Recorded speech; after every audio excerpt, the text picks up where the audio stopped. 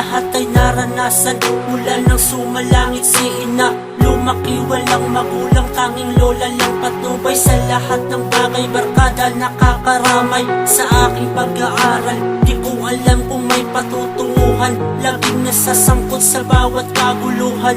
Ito ang aking kwento, nais mong malaman, baka iisa lang din ating napagdaanan. Ako ay batang lumaki sa hirap, di kasama si ama.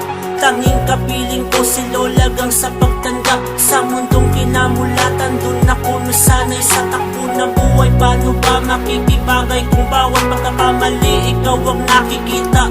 Kaya't lumaki akong suwain na bata, walang iginagalang magulang man o matanda. Ganyang ugali ang meron ako noong ako ay bata. Noong ako ay bata. Aking inay, di sana ako naliligaw ng aking landas. Nais ako sa iyong amulila, palaging hanap ka sa tuwina, at ang paglalambing mo sa akin, aking inay, aking inay. At nang ako ay nag-aaral, walang gumagabay, pumapasok sa eskwela na hindi ko pagamay. Ang sumulat, bumikas ng letra, di ako sanay.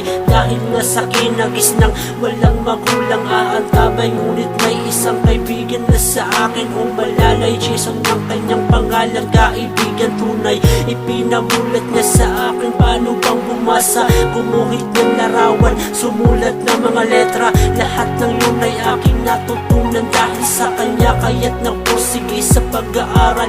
Noong namulat na ang pag-iisip, ako'y naging barumbado sa lahat ng bagay. Nais kong walang sumasalungat, kundi patay ka sa aking bata ka. Ngunit hindi ito naging hadlang upang manguna sa klase. Walang nakakatalo, laging nauuna, hanggang sa makapagtapos ako ng elementarya. Dito ka sana, aking inay, di sana ako naliligaw ng aking landas.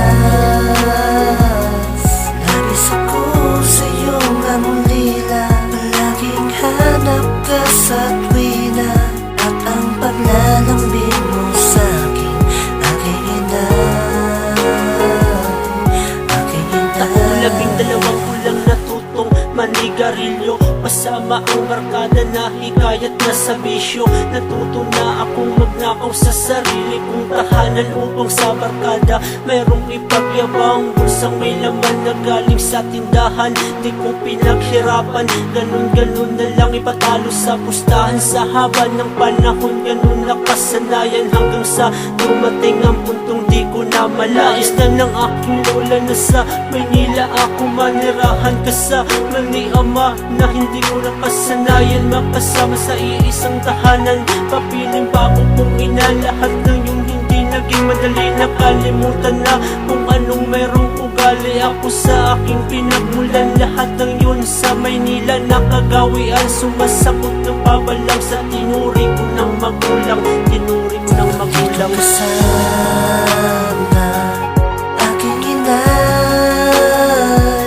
di sana ako naliligaw ng aking landas.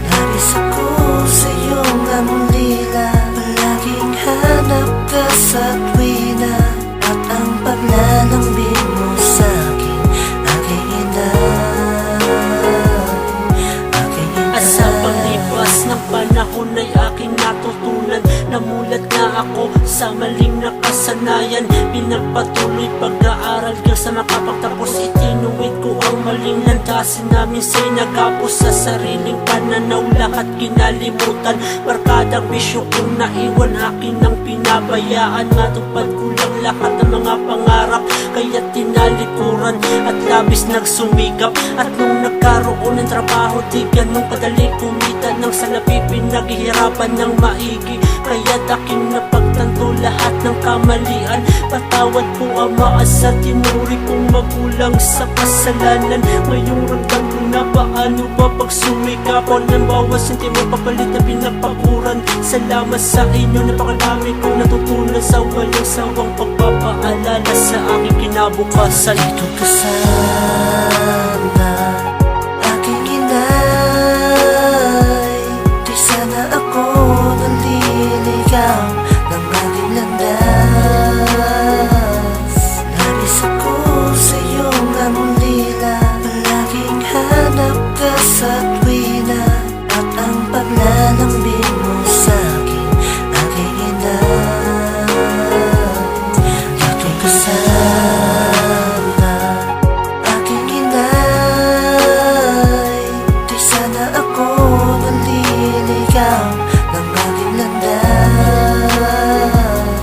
Nais ako sa iyong amulila, palaging hanap ka sa